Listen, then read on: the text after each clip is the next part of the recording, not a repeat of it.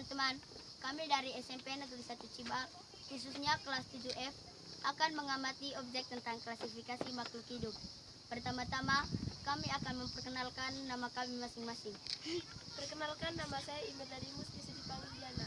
Perkenalkan, nama saya Krista Fitriani Luju, bisa dipanggil Fitri. Perkenalkan, nama saya Bertili Oktaviani Linus, bisa dipanggil Okta.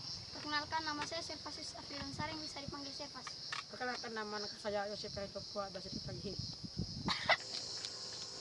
Tujuan klasifikasi makhluk hidup.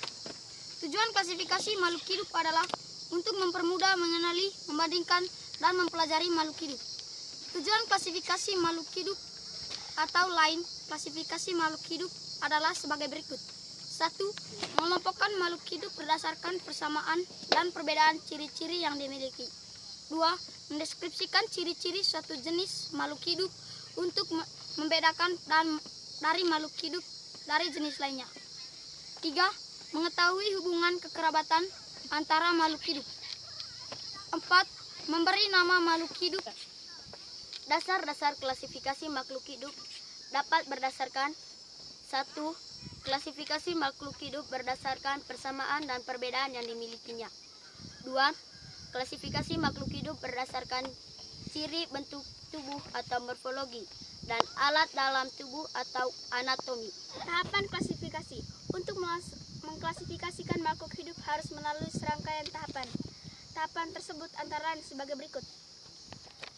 1. Pengamatan sifat makhluk hidup.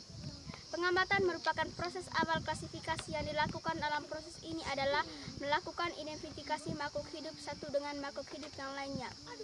Mengamati dan mengelompokkan berdasarkan tingkah laku, bentuk morfologi, anatomi, dan fisiologi. Sedangkan daerah Sunda Gendang berarti pepaya.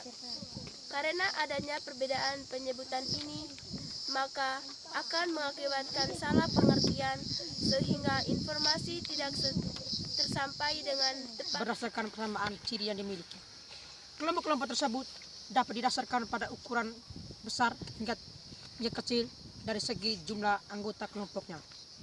Namun, kelompok-kelompok tersebut disusun berdasarkan persamaan di perbedaan. Menurut Carolus Linnaeus, tingkatan tekson diperlakukan. Demikian objek pengamatan tentang klasifikasi makhluk hidup. Kami ucapkan terima kasih.